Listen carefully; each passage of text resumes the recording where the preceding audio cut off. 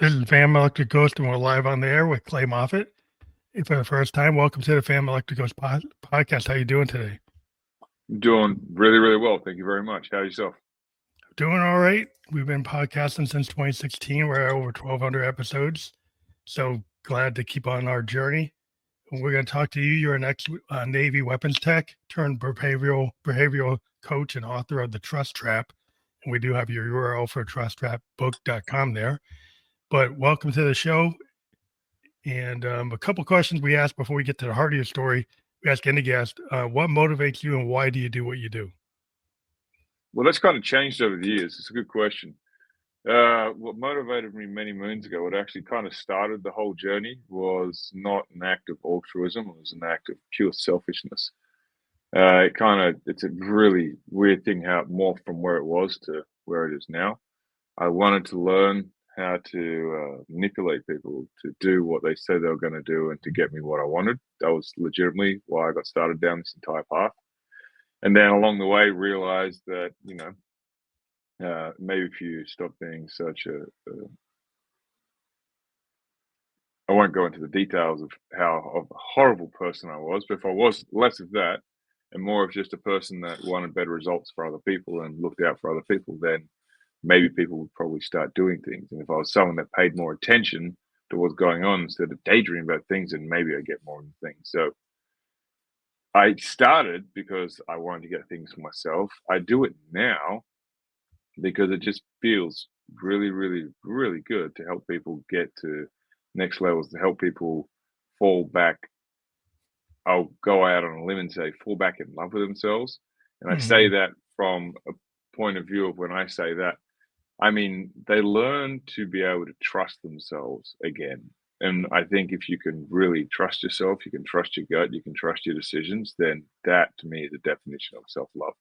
And to be able to offer that to people and give them a system as a way to bring that back, that's a pretty motivating factor to do anything, in my opinion. In my opinion. So the whole process of getting to the point where you are today, was it like an epiphany, or did it like just kind of build up over time that you needed to change everything? It was kind of an epiphany, but there was definitely a process as well. So it's a bit of both. So the epiphany happened because I went and started studying pickup game, right? So how to pick up women, because that's a lot of language patterns, and that's a very quick and rapid experience as to whether what you're doing is working or not. I mean, you get a slap in the face, you know what you said does not work. It's very, very visceral. It's very real. It's there. There's no subjectivity to it. It's subjective. You fail. And so I was like, okay, this is a really good way for me to test these language patterns and to learn this and do this thing. And after 2 years of heavy investment and just realizing I wasn't getting the results that, let's say, I thought I should have got. And so I was like, okay, there's something going on here. I carried on doing more study. And through doing that and going down hypnosis lenses and then doing hypnosis trainings, as part of the hypnosis trainings, I started changing myself personally. And so because I started changing, the way I showed up started changing, the way I showed up started changing, that changed the results. And so as that slowly happened, it kind of just clicked at one stage, like, oh, now that I'm different, I'm getting different results. So maybe I should just focus on getting myself to a better place. And then the results will kind of take care of themselves. Does that make sense? Yeah, it's kind of like a law of attraction. Um, like if you're Yeah, going to in essence. vibrate on a frequency, right, you're going to radiate or have people come to you.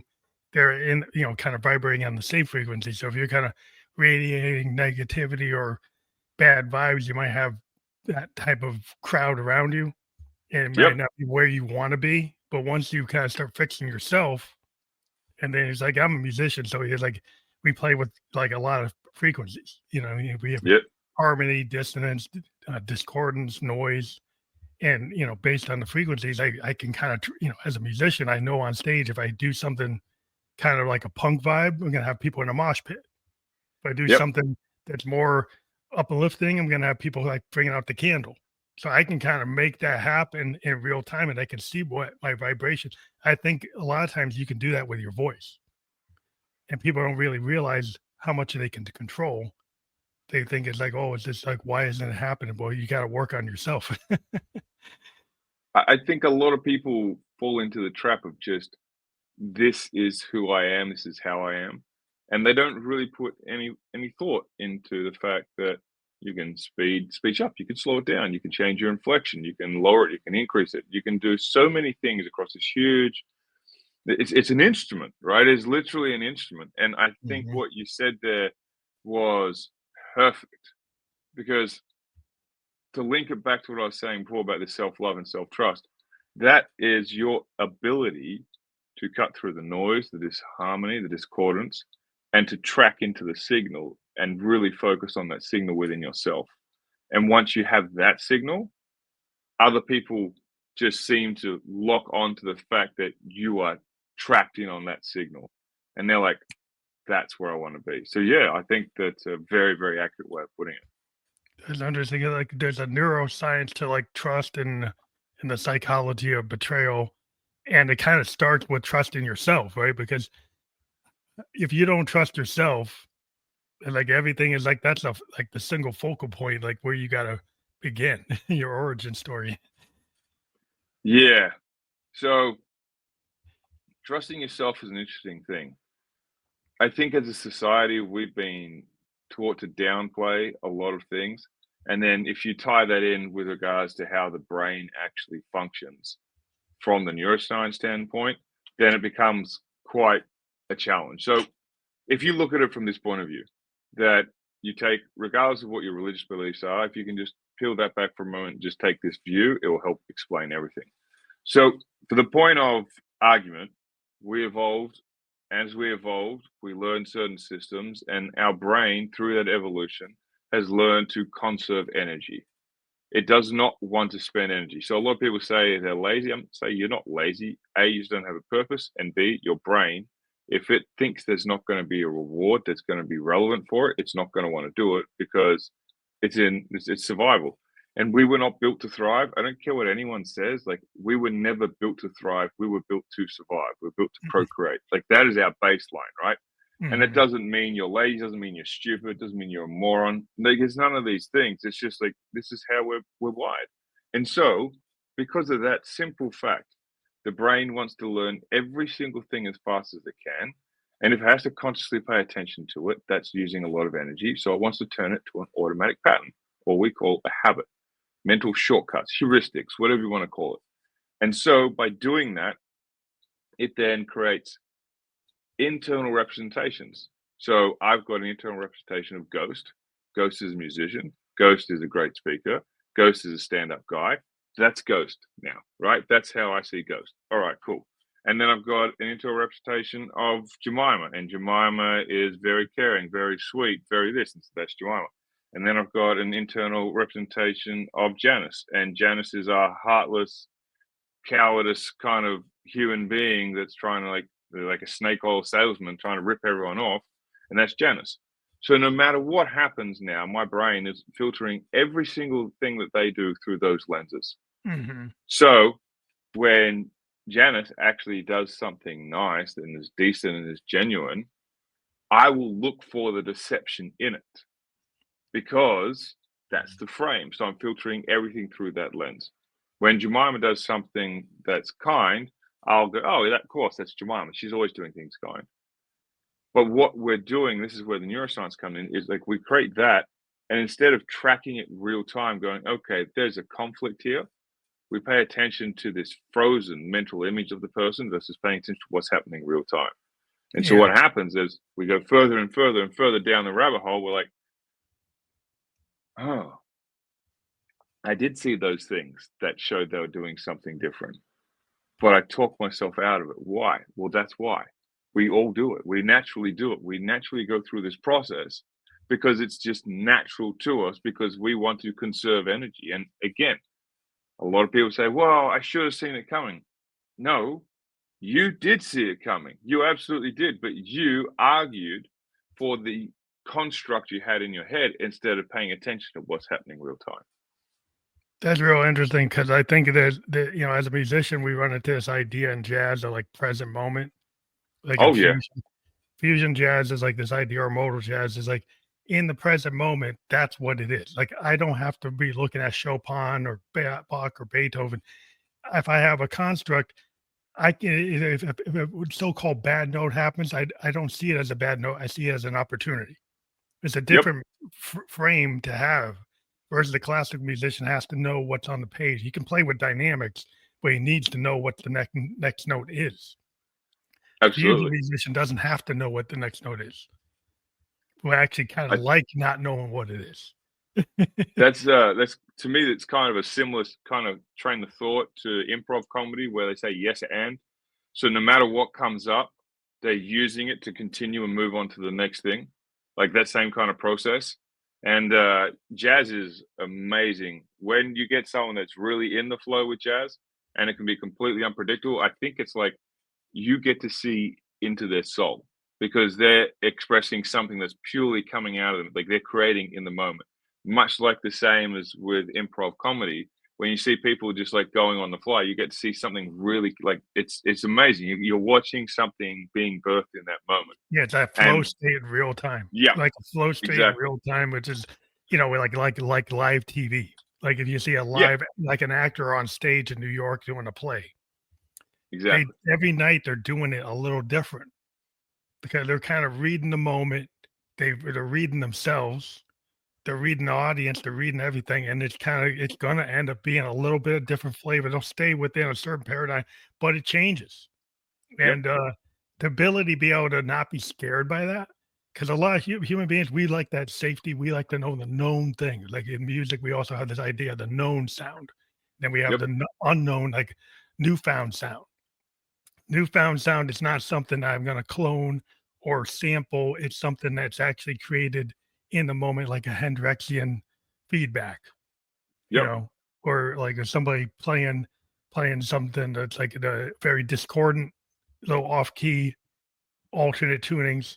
It's not something that's known. It's not something you've heard right, before. And that is a rare thing, and people tend not to like it or tend to want to know the thing that's more comforting is the thing that you know. So they keep on getting in that loop, and a loop makes you happy. This right. happy loop that keeps you happy, but it's like it's not very challenging because it's like it's known. It's a known thing. It's comforting. I would go a slightly different way. The loop doesn't keep you happy. The loop keeps you safe. Yeah, There are a probably. lot of people that are miserable, but their nervous system and psychologically they feel safe, but they're miserable, right? And this is why you get all these self-help gurus talking about you have to make the uncomfortable comfortable. And this is literally what they're talking about right there, Ghost. They are talking about this process whereby you pull something apart and you get familiar with the process of things being unfamiliar and recognizing that that is where all opportunity exists because now everything is unknown, and when everything's unknown, that's when you have the greatest potential to create something new. If everything's known, then it's all known. Like there's nothing new if it's all known. Yeah, that's kind of like the world we're living in with AI is just grabbing all this known stuff and juggling it around. So it's Yep. kind of just like a collage.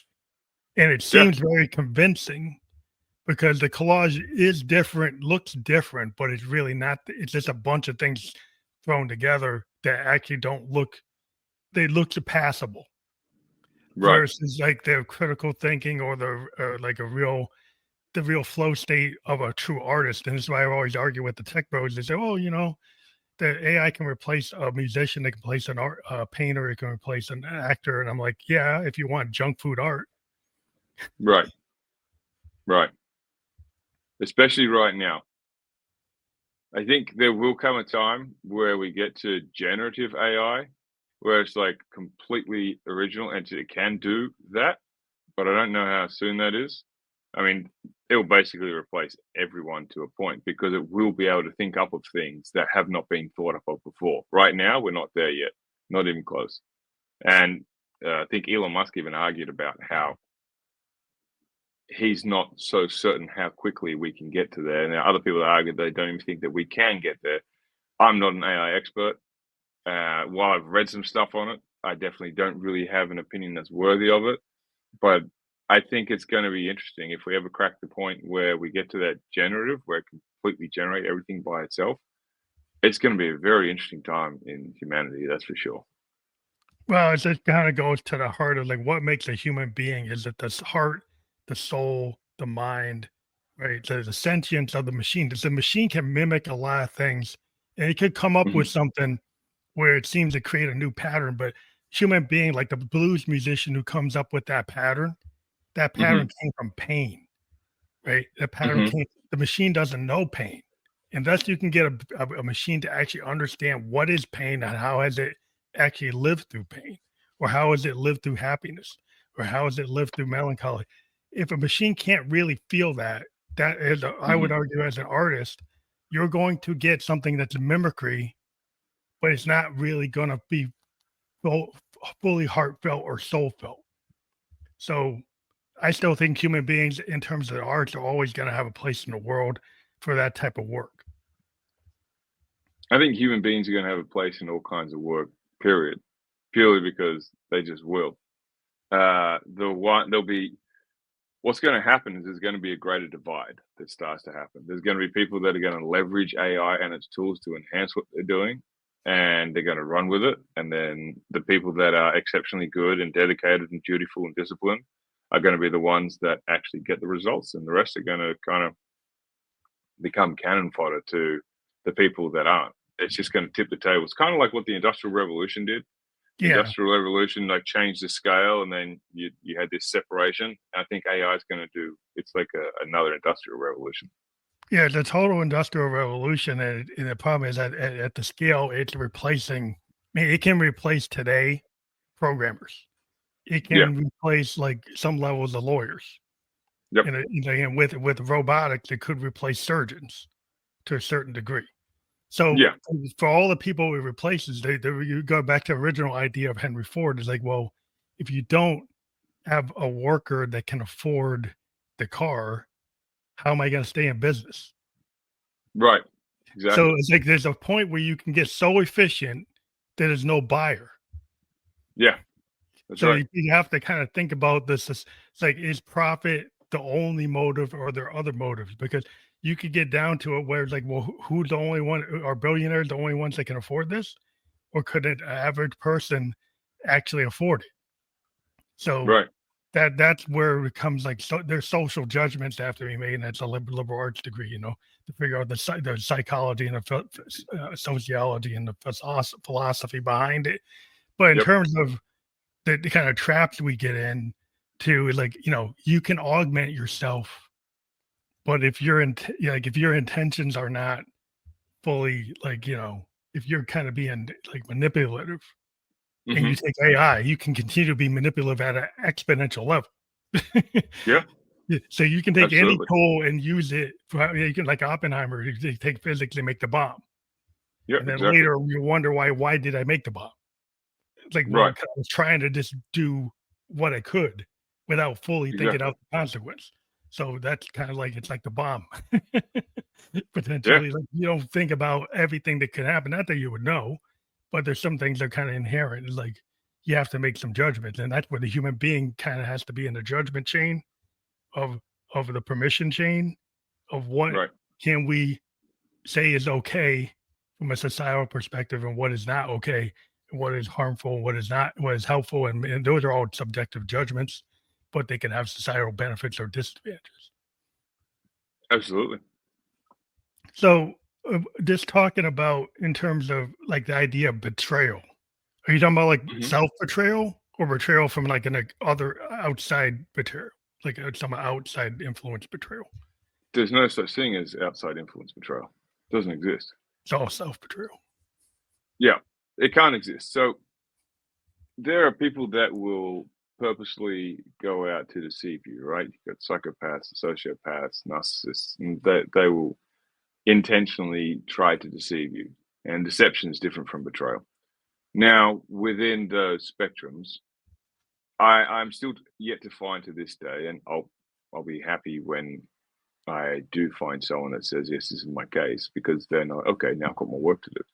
But so far, I've asked thousands and thousands of people, and so far I have not had a response that indicates otherwise as yet. And the question I typically ask, say, okay, if you look back on your life, is there an incident where now you're looking back, you cannot see the red flags? And everyone's like, no, I can definitely see them. Like, okay, if you can see them now, then that means at the time you noticed them, but you ignored them. Because if you can't see them now, then that means you couldn't see them back then. And okay, then you were, for lack of a better word, right now, you were a victim. But everyone seems to have seen red flags and they kind of just like, yeah, I can, it's okay. Like it's a small thing. And so this process of the self-betrayal isn't like you're your own arch enemy or you self-sabotaged or whatever other label people want to throw on it. But I call it self-betrayal because in the end of the whole scheme of things, you are the one that continued to move forward, even though you are getting warning signals that you ignored. So you betrayed your own signals to the point where you ended up in a horrible situation and now you want to blame it on someone else. No, the buck stops with you. It always stops with you. And you don't have to let it that way. And a lot of people get upset when I say that. And then I turn around and say, okay, well, let's look at it from another point of view then. Let's say you're now on a road trip, you're driving down Highway 10, 70, 30, whatever, I don't really care. You're on a road trip and you're in the passenger seat of the car. And there's a maniac behind.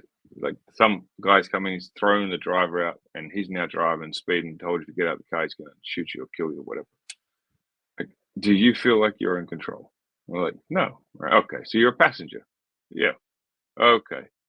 Now, if you put yourself in the driver's seat, are you in control? Like, yeah. Can you stop the car? Yeah. Can you get out? Yeah. Right. Well, when you put yourself in these positions and you say it was definitely somebody else, what you're saying is that person is driving the car. And for you to accept the inverse of this self betrayal, it means you were driving the car. And that gets uncomfortable for some people. And the discomfort that it causes is also the very thing that's going to liberate them from the pain.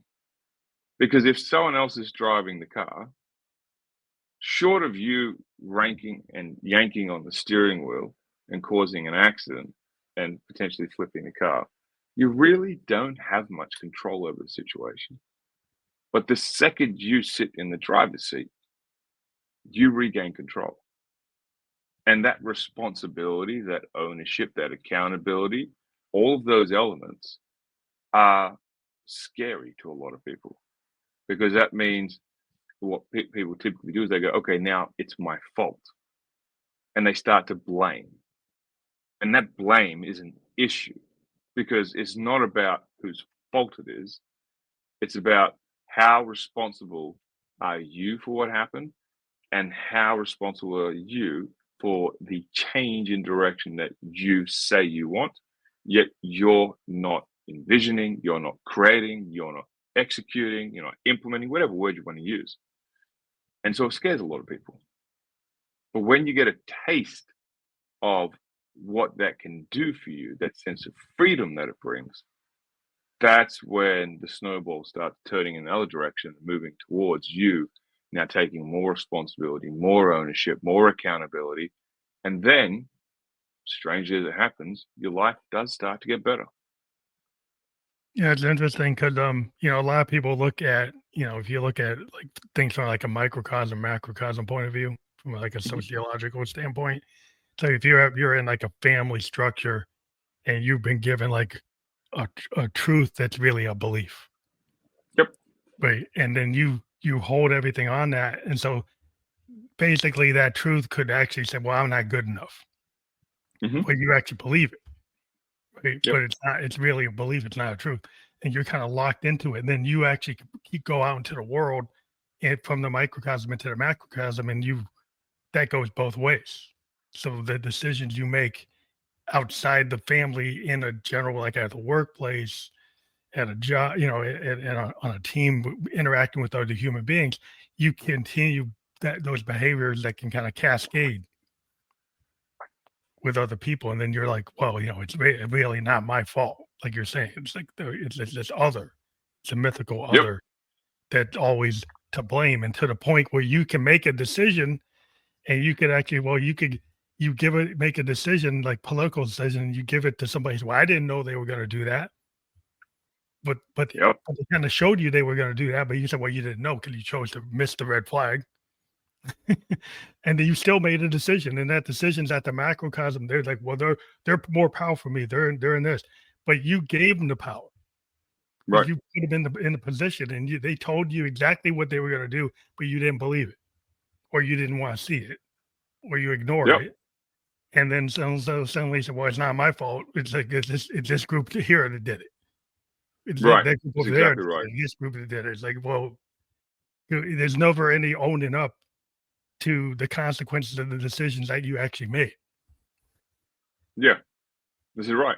Because it's easier that way. It's easier. Well, people misunderstand, from my point of view, they misunderstand that when you do that, it's easier in the short term because you're not responsible, you can't be blamed, it's not your fault, etc. But then you start creating this very, very fragile framework where you start to become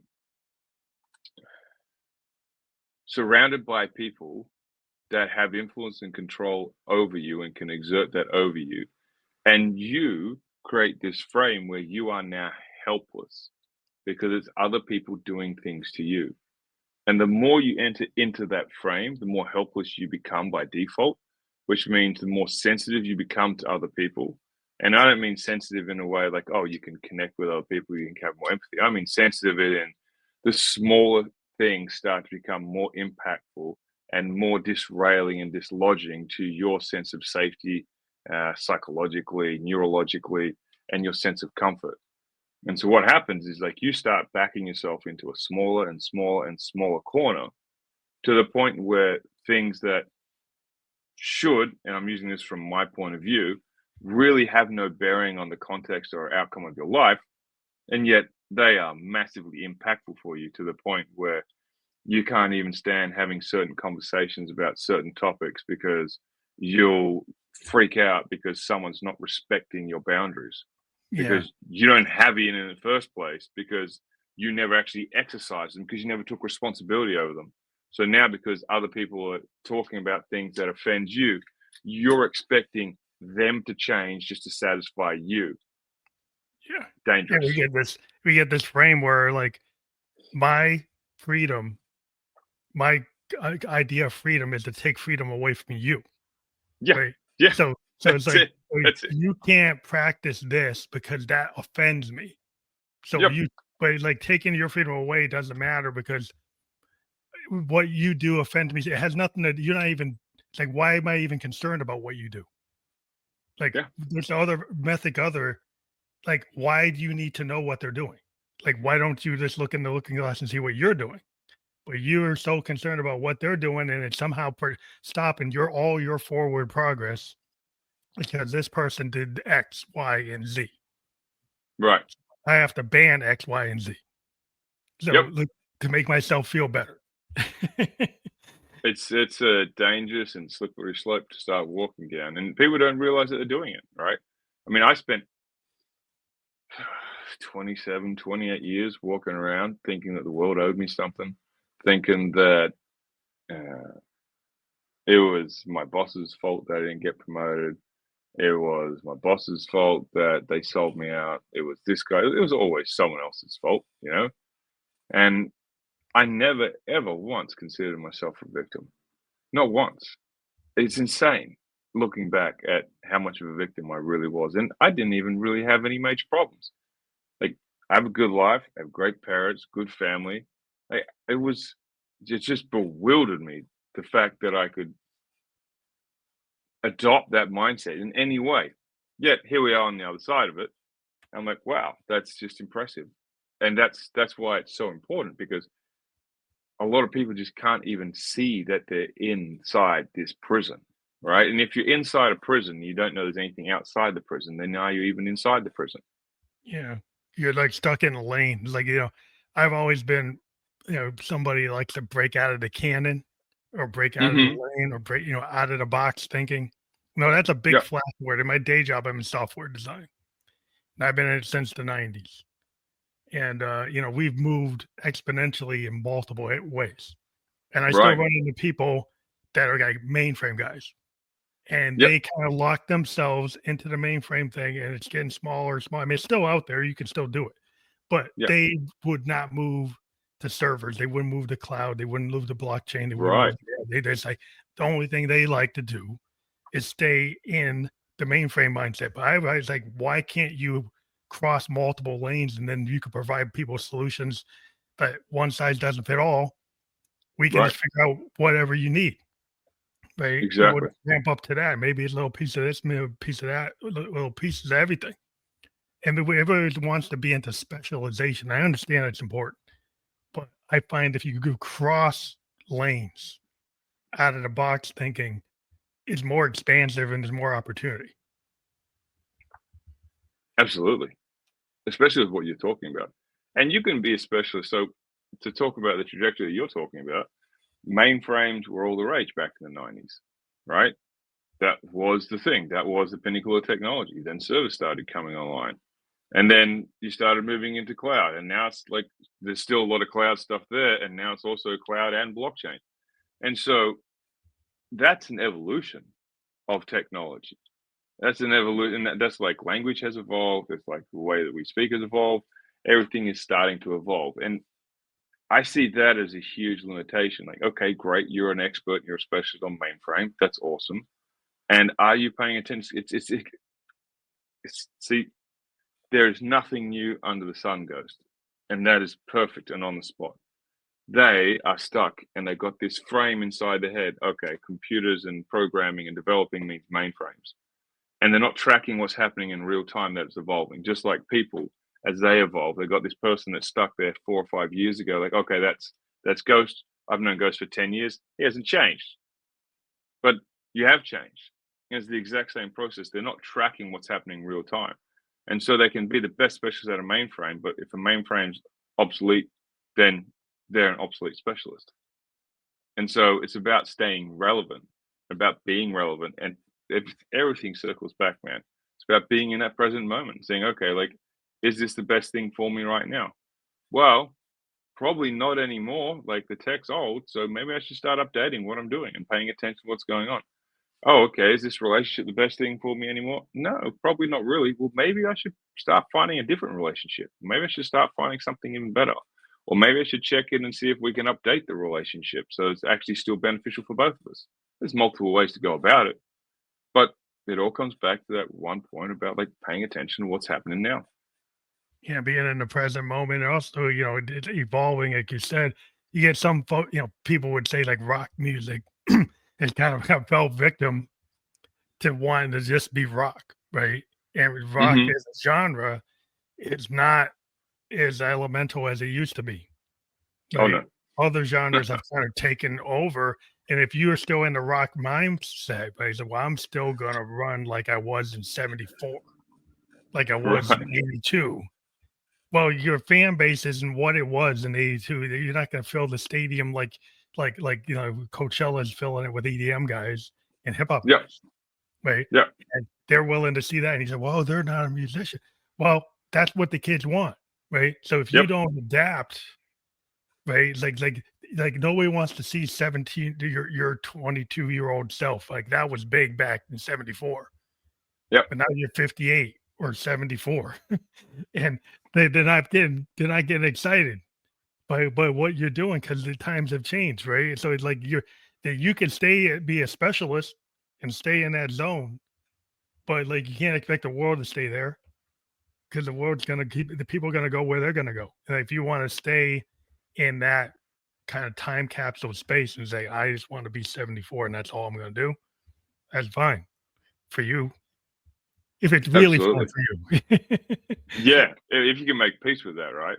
I think Yeah. that's why the Chili Peppers did so well and they hung around for such a long time, right? if you look at the earlier albums, the contrast between the earlier albums to the later albums like Stadium Arcadium and stuff like that, the sound is it's still the Chili Peppers, right? You can Yeah, tell it's yeah, the Chili Peppers, but the sound and the energy is just so different. yeah. They And obviously, evolve. they had multiple people changing in the band over time and stuff like that. But they had a pretty good run. I mean, they're still out there, as far as I know. They haven't dropped off the world, but they've had a long time where they've been at the top of the charts and producing really good music that younger generations get, the older generations like because they've followed this trend, right? They've evolved as things have gone on. It's really Yeah, cool to yeah. see. Kind of like it's a Beatle pattern. You start as like Yep, a kind of bar band in Hamburg, and you turn yep, into the prototypical progressive rock band. yep, By the time they ended, Abbey Road is the prototype for Pink Floyd. A prototype for Yes. It's a yeah. prototype. It's very progressive type rock. It's not where they started. They Oh no, evolve yeah, over time, and they're kind of like the pattern of like any band that evolves kind of follows like that Beatle concept of actually craft songs based on where you are, right? yeah, In your head, in your growth. And you don't absolutely. go back to like what worked in Hamburg. You do like a White Album, you do Abbey Road, you do something different. Yeah, You know, they move toward this idea of cross genre, cross pollination, sound paintings. This yeah, idea of it being very expressionist, that it's a different type of mindset to be open to the muse and the internal muse and the external. Like it's coming from like your subconscious, it's coming from the external, it's coming from everywhere, and you're willing to kind of be a channel. A lot of artists feel like they can channel the inner and the outer, and right. and that's kind of like you're walking that fine line of but it's always kind of you're walking kind of like you're not drowning, you're kind of but you're willing to kind of push it where you're not in your comfort zone, and you have to kind of be in this zone of like, oh, it's almost teetering, but I'm not going to drown, I'm not going to fall. But it's like that's where you have to kind of be on that razor edge a little bit to progress. I think a really cool modern day example of that is Taylor Swift. Right, she started as a country singer. Now, I think you'd be really pushing it to say that her most recent stuff is country. No, it's Right, like it's super pop. exactly. But what did she do? This is what she got her start. That's her roots. That's what came out, and it was nice music. And then she developed, and she reached out to a certain type of people, and she connected with those people. And then, as those people and she's grown and evolved, her music has adapted and changed to suit her audience. And the audience is massive, and what she's done is just fantastic. Now, whether you like her as an artist or not, like, is irrelevant. But you Well, she even really like can't. got into like theatrics of like she tries to present like Beyonce. I mean, she does Exactly. these big shows that's not what a country music person does. They No. don't learn how to dance. They don't learn theater. She had to go kind of take the Bowie idea of rock was I'm going to bring theater into Yep. rock. I'm going to actually be like be an actor, and I'm going to be like a method actor, and I'm going to become Yeah. Ziggy. I'm going to become Yeah. Aladdin Sane. I'm going to become the Thin White Duke. And in each project, he turned into these characters, and he method acted them and expressed them on stage like he's in character. When he's on stage, he is the Thin White Duke. He is Aladdin Sane, and that kind of created a kind of archetype of like, oh, you can do that. And you get Lady Gaga. She does it. Yep. People who see like, oh, I have to grow. I have to go and push myself. I was a musician, but now I have to take acting classes. I have to take dancing classes.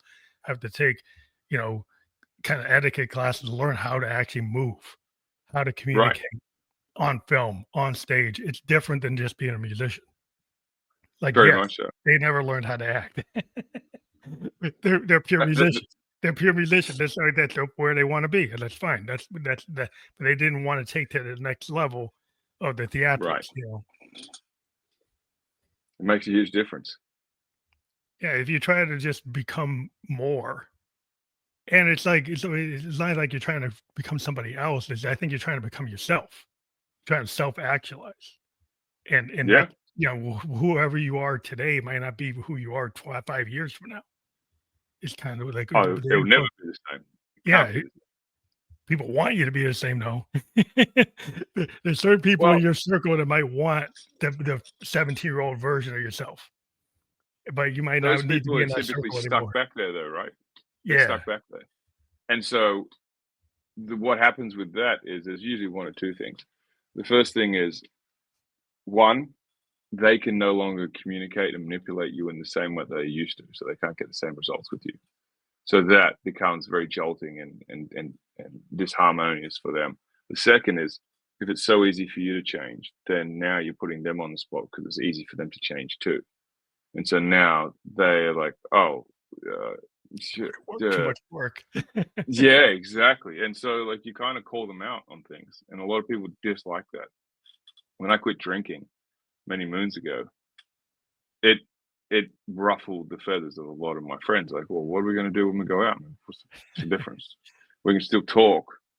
And when it gets to the point where you guys are hammered drunk and I'm not enjoying myself, I'll say good night and I'll go. And you guys can carry on and go do what you want to do. But up until that point, we can still hang out. And some people just they didn't like Can't it. dig that. Like, Yeah, oh, some it's people yeah, can't dig that. it's They want you to be all in, right? yep. And It's but no, they want you to be all in their version of what you should be for all in. So you can still be all in and hang out and do all the things with them, but they don't consider it all in because you're not drinking, or if you used to party and do the other kind of things, and now you don't do that anymore, but they still do those kind of things. Like, oh well, no, you've changed, you're not the same. mhm. And I can't always laugh when anyone says that. I'm like, dude, like the only thing that is given in this world is change. Yeah. That's the only constant is change. Like you, everything is changing by every second of every day. So That's so interesting because people are trying to predict, you know, stability, like in economics, like business planning. I run to these business planners. mhm.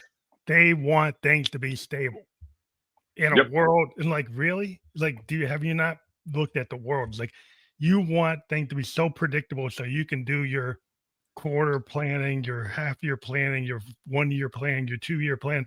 Well, you can kind of spitball it and try to take as much as you know, right, but there's a variability to it, and you're never going to know everything. And then they're like, oh, it's like, well, we don't have any sense of stability. And then we have a lot of people today that are disruptors. right.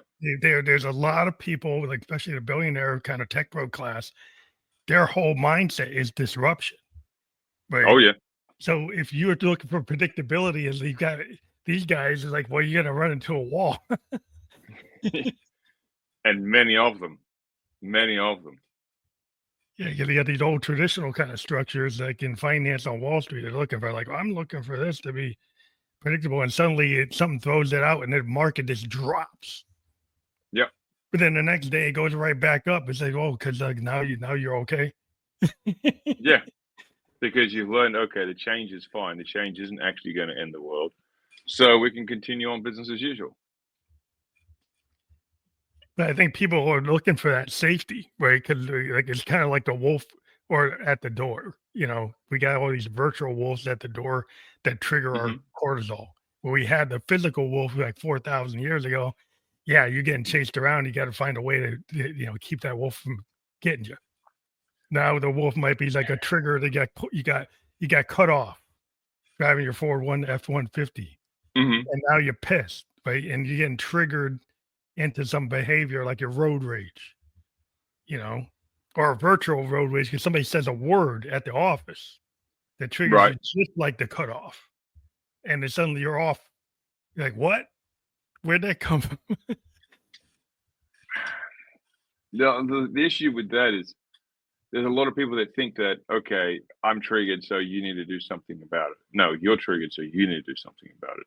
Like you being triggered says that there's a lack of harmony in your system. It also says there's something that is external that is hijacking your internal response. And if it's hijacking, so especially when someone says the word triggered, right? I was watching an episode of trigonometry recently, which I always find very interesting show because they just ask a lot of interesting questions, and they're quite analytical, and they're very, very, very intelligent guys, much like yourself. And this one part of the show, they had this lady, I can't remember her name. She's a female comedian. She's very far left wing, and she was talking about how she's very much into feminism. She's very much into how the patriarchy is ruining the world. And she wants to have these difficult conversations that no one wants to have, because the only way we can actually make progress is to have these difficult conversations. And then in the show, they start talking about the Aboriginals in Australia. And then she starts making this remark that they were the oldest custodians of the land. They've been there for 40 odd thousand years. And then the white man came to Australia and basically wiped them all out. And the host, who is not ethnically pure white, says something, okay, and why do you think that happened? That was his response. And she says, I'm having a visceral reaction to you as a white man saying that. Now, she's just been talking for the last 30, 40 minutes about inclusion and making everything there. And then the first time he says something, she automatically pinholes him as a white man in the patriarchy saying this. And he calls her up on it. He's like, well, no. He's like, well, that's a very interesting response. Your response for the last 30 minutes saying how we need to be inclusive, we need to include everyone to have this conversation. And now the second I say something that jars you, you're now excluding me from that conversation, saying that I'm a white man, and you're having a visceral response to it. Now, let me tell you something. He says, the reason why that happened is because of technical superiority, which is why people are freaked out by AI. AI doesn't care about race. It doesn't care about color. It's not going to care about any of that. But if it is technically superior, it is highly likely, and people are running prediction models, that it will wipe us out. And it's got nothing to do with race or color. And there's nothing to do with that. And if you go back even further in the day, and you look at the Zulus or the Xhosas in Africa, the Zulus were so intense because they cut their spears short so they couldn't be thrown. So they became technologically superior because they had their shields. They run into battle. They would keep their spears, and the other guys would lose them. And technical superiority has no interest with regards to race. It's got to do with this. And this woman had this massive reaction on there. I was like, wow, okay, that's an interesting response. That for someone that's talking about inclusion and wanting to have these conversations, you do a great job of excluding people that you're having conversations with because of internal prejudice. And it creates a very big form of distance if you can't hold these conversations and you can't have these conversations. You say you want these conversations. You say you want to present these conversations, yet the moment that something comes up, it triggers you. Well, you've just shown that you're actually not capable of having those conversations because you're allowing something external to have such a dramatic effect on you internally that you lose control. You can't have conversations like that if you're going to lose control and feel like you're losing control. And that's what triggering means. If I hear someone say that triggered me, what it's telling me is that they have lost control in that moment. They no longer are in control. And that is a very dangerous place to be. The more easily someone's triggered, that means the more easily they lose control. And the more easily they lose control,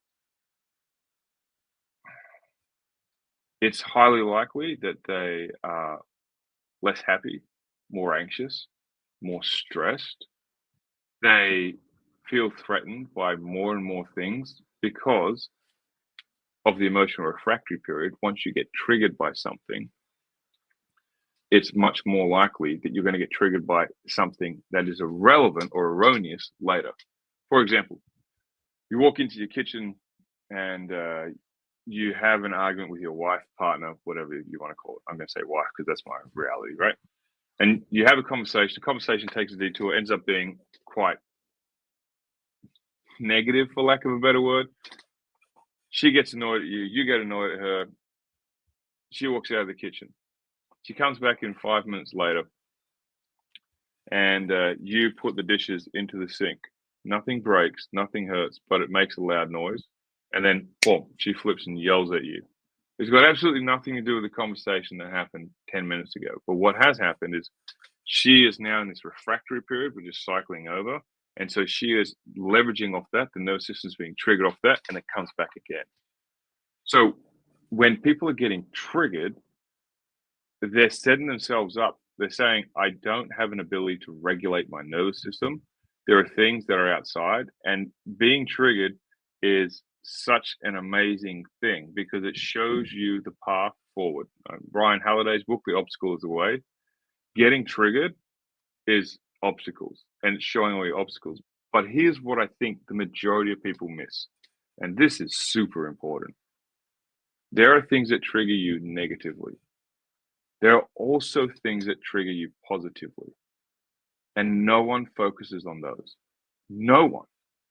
Like, there are things like my son cackling with laughter, no matter what's happening, will put me in a good mood. No matter what's happening, it will make me smile. I'm like, this is just a funny little dude. It's irrelevant of what's going on. So you can start to create situations, you can start to create spaces, interactions within your life. You can start to track these things. You can start to have these things as an act of volition, a conscious act of will each day to put yourself in situations that trigger you positively. And then That makes start a to have lot, your nervous system be more calm, you know?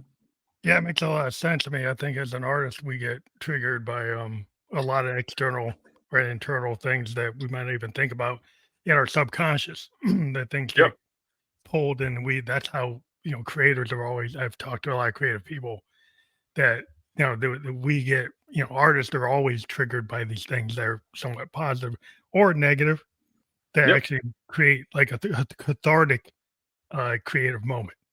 So like you're Absolutely. like it's like a very sad moment or angry moment, any kind of emotional trigger can create this like ability for an artist to synthesize that instead of like using some kind of you know physical action, they take an artistic action and they Right. turn it into a painting, they turn it into a film, and turn it into a piece of music, whatever their skill set is.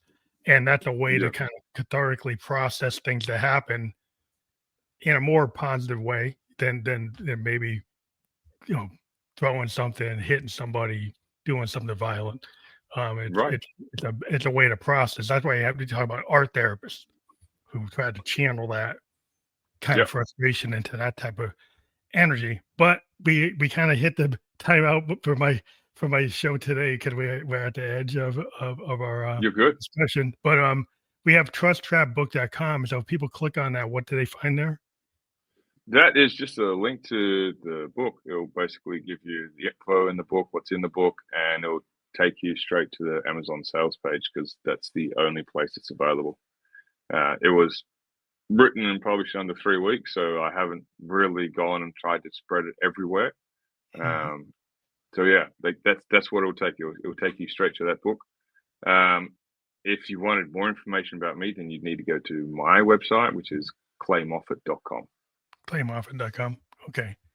That I wish I had put it out there. Maybe I'll put that in the revised description when we publish Sure. to like Apple and other places, and I can actually add that to Facebook and LinkedIn and Yeah, no YouTube. problem. But I want to thank you for being on the show today. It was and we do encourage people to click that link for the book, and that is fully clickable. We've been live on Facebook, LinkedIn, and YouTube. Well, thank you for being on the show today. Appreciate your time, Ghost. Thank you very much. Thank you.